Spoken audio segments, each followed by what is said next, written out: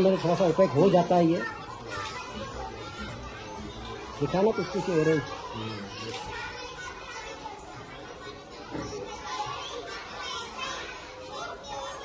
Digital जो print हो जाता है इस टाइप से फिर लगता है वो। तो जब हमने शुरू में पापा और हमने जब इसका ये देखा था तो हमने ये डिफरेंस रखा।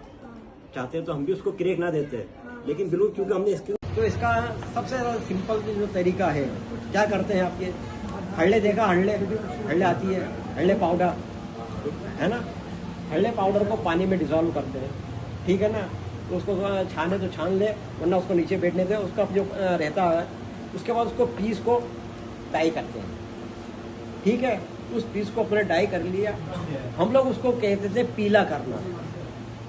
हम लोग क्या कहते थे उस वक्त के पीला करना, कि यार क्या है ना समझ में, हाँ वो फेरस वाला कर, ठीक है ना। एक ऐसे फेरस आपने लगा लिया, उसके बाद एलम को पानी में मिक्स करते हैं, उसको गर्म करते हैं और उसका भी पेस्ट बनाते हैं उसी तरीके से गम में, और उसके बाद उसको ब्लॉक से प्रिंट करते हैं, ठीक है। उसको प्रिंट करने के बाद कम से कम 4-5 दिन तक हम उसको पड़ा रहने देते थे, जिसको उस वक्त हम लोग कहते थे पड़त। हमारी मालवी भाषा में जो भी हमारा शब्दों का रहता है कि यार माल को कहाँ रखा हुआ है, यार बड़े पड़त पे रखा हुआ है यार, अभी यानी कि अभी उसको और आगे कुछ नहीं करा आप लोगों ने, ठीक है। उस पड़त पे रखने के बाद हम लोग जाते थे नदी पे, और नदी पे इसको पानी को कहते थे बिछलना, ठीक है ना। तो नदी में जाते थे और इस तरीके से निकालते थे, इसकी जो ऊपर की जो शाही वगैरह रहती थी वो सीधी निकल जाए। तो हम लोग धार वाले पानी में ज्यादा जाने की कोशिश करते थे कि थोड़ा सा धार वाला पानी आए तो इजीली इसके ऊपर पानी निकल जाए, तो उसका जो अतिरिक्त जो उसके सही लगी हुई है, अतिरिक्त जो अपने ब्लॉक छापा है, एक्सेस जो उसका निकलना वो निकल ले। यही बहुत डेलिकेटेड है। जरा से में उसमें वहाँ पीस बिगड़ता है, जरा सा काला अगर आपका हुआ वो इस पीस में लग गया, ये पीस बिगड़ गया। ये बहुत वो वाली पोजीशन रहती है, इसको बिछलना, जिसको बिछलना आ गया सब कुछ आ गया। बिछलने के बाद बिछला अपने पीस को, उसके बाद इसको क्या करते थे, पानी को गर्म करते थे। एक आता अलीजरीन, ठीक है ना। अलीजरीन किसका एक्सट्रैक्ट है, आल की जड़ का एक्सट्रैक्ट है। ये वाली अपनी 2, 3 स्टार्ट जी। तो पहले आप अपना नाम और अपनी उम्र बताइए। मेरा नाम सिद्दीक गुट्टी है और फादर का नाम रहीम गुट्टी है और मेरी एज 59 है जी। और वैसे मैं अगर एजुकेशन की बात करें तो मैं कॉमर्स में पोस्ट ग्रेजुएट हूँ जी। तो आप एक बार ब्रीफ में संक्षिप्त में ये बता सकते हैं कि आपके परिवार में बाटिक कैसे चालू हुआ? मेरे परिवार में बाटिक पापा ने शुरू करा, जैसा कि 1954 में चालू करा था। उसके बाद मैं जब इस लायक हुआ, थोड़ा सा समझने लगा 8-10 साल से, तो मैं उनके साथ धीरे धीरे बाटिक में काम शुरू करना मैंने उनके साथ शुरू कर दिया। और बाटिक का इस तरीके से मतलब ये कि 1954 में जब पापा ने शुरू करा था तो ये मैं भैरव में कोई बाटिक नहीं करता। तो उसके बाद मैंने लगभग शायद 75 से इसको स्टार्ट कर दिया होगा लगभग मेरे।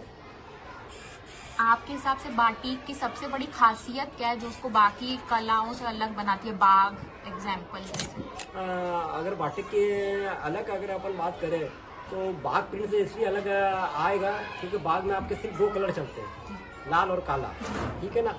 बाटिक में आपका जो कलर चलता है तो उसमें मल्टी कलर चलते हैं, बहुत सारे कलर चलते हैं, जबकि आपके उसमें बाग में वो नहीं है।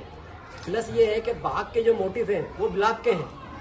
ब्लॉक में आपकी लिमिटेशन है, आप ब्लॉक को चारों तरफ से घुमा सकते हैं, जितने उसके कर सकते हैं ये हो सकते हैं। लेकिन बाटिक का फ्री हैंड है, ये उसकी डिजाइन पे आपने ट्रेस करी है तो उसमें आप जितने चाहे मोटिव दे सकते हैं। उसमें हमारी बाउंड नहीं है कि हम मतलब ये है कि इसी को कर सकते हैं। लेकिन बाग प्रिंट में आपको बाउंड है क्यों, वो ब्लॉक से हो रहा है, वो ब्लॉक की एक लिमिटेशन है। बाटिक का काम भैरवगढ़ में लगभग कब से चालू हुआ है? मैंने जैसे आपको बताया कि 1954 से पापा ने शुरू करा था। उसके बाद जैसे काम में थोड़ा इम्प्रूव हुआ या थोड़ा सा उनको एक आध ऑर्डर मिला था एक साड़ी का, और तो लोगों ने उनसे मिलना शुरू करा। उनके दोस्तों ने क्या थोड़ा सा हमें भी सिखाओ कि उस वक्त पानी की कमी थी और ये आप जो वेजिटेबल है ये थोड़ा सा कम होने लगा था और ये इसका थोड़ा सा मल्टी कलर था, तो इसको ये करा और लोग मिलते चले गए और इस तरीके से भैरवगढ़ में ये फैलता चला गया। तो आपको इस काम से आर्थिक स्थिरता मिल जाती है या आपको कुछ और भी करना पड़ता है? नहीं, ये इसमें काफ़ी उतार चढ़ाव रहा है। और अगर मैं ये कहूँ कि पापा का अगर जीवन देखूँ मैं, तो पूरा संघर्षपूर्ण रहा है। तो इन ऑल पापा भी ये चाहते थे कि मैं इस काम में ना आऊँ और जो भी अपना काम हो दूसरा करूँ, और मैंने कुछ प्राइवेट का काम भी करा है। लेकिन बाद में जैसा है कि ये आपके चेंजेस हुआ है, उसके बाद जो बारीक वर्क आया है, जो पेन वाला उज्जैनी पेन आया है जो पापा ने डेवलप करा था, उसके बाद थोड़ा सा जब चेंज आया है तो मेरे लड़कों ने शुरू करा है, तब इसमें थोड़ा इम्प्रूवमेंट लग रहा है। तो आपके हिसाब से आधुनिक मशीनों के आने से इस कला पे कोई प्रभाव नहीं पड़ा है? देखिए, आधुनिक मशीनें आती है, ये आपके उस पर डिपेंड करता है कि हम कितना उसको विज्ञापन कर पा रहे हैं। अगर मशीन की तुलना में अगर क्राफ्ट को अगर प्रमोट करते हैं और उसका विज्ञापन कर पाते हैं तो हम इसमें जीत सकते हैं। जैसे ये कि पुराने टाइम पे ऑनलाइन नहीं था तो हमारा काम बहुत सीमित था। मैं पीछे अगर पापा की अगर बात करूँ और संघर्षपूर्ण रहा है तो हमारे पास बेचने का प्लेटफॉर्म सिवाय एग्जीबिशन करो या कस्टमर डायरेक्ट आए, उसके अलावा कोई नहीं था। लेकिन आज ऑनलाइन पे आपको बेच सकता है, कर सकता है, तो ये इसमें प्लस पॉइंट रहा है। बाटिक करते समय कौन सी दिक्कतें आती हैं? बाटिक में अगर परेशानी तो ये रहती है कि मौसम की रहती है। इन ऑल अगर जैसे मैं यहाँ पर बैठा हूँ, जैसे हमारा टीन शेड है, तो हम अगर वैक्सिंग करते हैं तो कपड़े को हमें बाद में नीचे ले आना पड़ता है 11-12 बजे, ऊपर कपड़ा रखा वैसे ही पिघल जाता है और इतनी हीटिंग रहती है कि हम भी खुद बर्दाश्त नहीं कर पाते हैं। तो हम लोग खुद भी मतलब अर्ली इन द मॉर्निंग लगाते हैं, गर्मी जब ज़्यादा टेम्परेचर रहता है 11-12 बजे वापस बंद करके फिर शाम को 3-4 बजे आके वर्क स्टार्ट करते हैं। आप महीने और साल के हिसाब से करीब कितना कमा लेते हैं? ये इतना ज़्यादा कभी हमने देखा नहीं। हम तो ये सोचते हैं कि हमारे अपनी रोटी चल रही है, दाल रोटी चल रही है, उस हिसाब से हमने कभी कैलकुलेशन नहीं करा है। क्या ठीक है, भी चल रहा है, ठीक है, इसमें इतना ज़्यादा नहीं है कि कोई सरप्लस बचाने का, बस ठीक है चल रहा है। कुछ जो थोड़े बहुत ऊपर खर्चे हो जाते हैं तो हो जाता है। शुरू से अब तक किन चीज़ों में बदलाव आया है? मतलब जब से आप बाटिक चालू किया आपने, तो शुरू से जो बदलाव आया है, अगर आप 1954 के पहले अगर अपन देखें तो भैरव में पूरा बाग वाला काम होता था। अगर मैं कहूँ कि भैरवगढ़ से ही बाग गया है तो ज़्यादा कोई दिक्कत नहीं है। बाग में इतना उस वक्त कोई नहीं करता था, कुछ होंगे इक्के दुक्के, लेकिन जिस पैमाने पर उस वक्त भैरवगढ़ में होता था बाग में नहीं होता था। बाग में उस पैमाने पर नहीं होता था। लेकिन भैरवगढ़ में जब पानी की कमी आई और ये हुआ तो ये चेंजेस हुआ। उस वक्त चेंजेस में ये आया कि उस वक्त तो मतलब कि ब्लॉक पे ज़्यादा निर्भर थे। ब्लॉक के बाद पापा ने फिर ताड़ी वाला पेन करा तो बेडशीट वगैरह अच्छी बनी, वो थोड़ा सा उठा हुआ। वो जब कम हुआ तो अब उसके बाद मतलब ये है कि जो नया के इंडियन वाला पेन वाला काम कर रहे हैं तो ये चेंजेस आ रहा है। क्या सरकार की ओर से बाटिक को बढ़ावा देने के लिए कोई मदद है और क्या आप उससे संतुष्ट हैं? अब इसमें संतोष वाली बात तो ये है कि पिछले अगर 10-12 साल से अगर देखा जाए तो कोई ज़्यादा हमें इसमें कोई गवर्नमेंट का नहीं मिलता। तो उसके पहले गवर्नमेंट ने काफ़ी, जैसे मान लो आज मैं टीन स्टेट में बैठा हूँ तो गवर्नमेंट आके उस वक्त फोन पे पूछती थी यार कि सब्सिडी ले लो और कुछ बना लो। सब्सिडी देते तो हम लोगों ने कुछ बना लिया या कुछ कर लिया, जो मैं आज देख रहा हूँ तो हमने कुछ कर लिया। लेकिन उसके बाद मतलब कोई इतना कोई ज़्यादा नहीं है। और HSTN से मैं मतलब पिछले 30 साल से कोई सेल नहीं है उनका। मैं कोई अपना माल सप्लाई नहीं करता हूँ वहाँ। मतलब वो वाली बात नहीं रही है कि क्वालिटी पे प्राइस दी जाती है। अब वहाँ ये होता है कि यार आप कितने कम में दे रहे हो।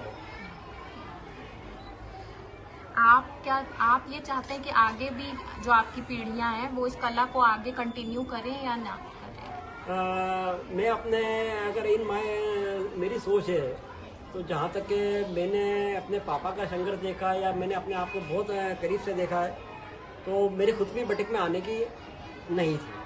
ठीक है, एक मजबूरी है या कारणवश के यार अपने को कोई जॉब नहीं मिला तो यार अपने कर लिया, बाकी प्रायोरिटी करते रहे अपन। और मैं भी नहीं चाहता कि मेरे आगे वाली जनरेशन इसमें आए।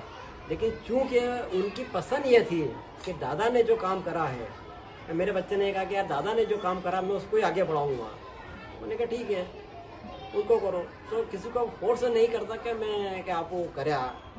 उनके अगर सोच है कि आगे इसमें ये कर सकेंगे, ये सर्वे हो सकते हैं, ये आगे पिकअप करके अपने गृहस्थी चला सकते हैं तो वो करें। तो क्या आप अपने दोनों बेटों को भी बुला सकते हैं? हाँ, मैं अपने दोनों बेटों को बुला सकता हूँ। अरशद अगर सोडा नहीं होता है तो डिटर्जेंट भी डाल सकते हैं हम लोग, तो चिकनाहट से थोड़ा जल्दी वैक्स निकल जाता है। सोडा और ऐश का मिक्सचर। सोडा ऐश नाम है उसका।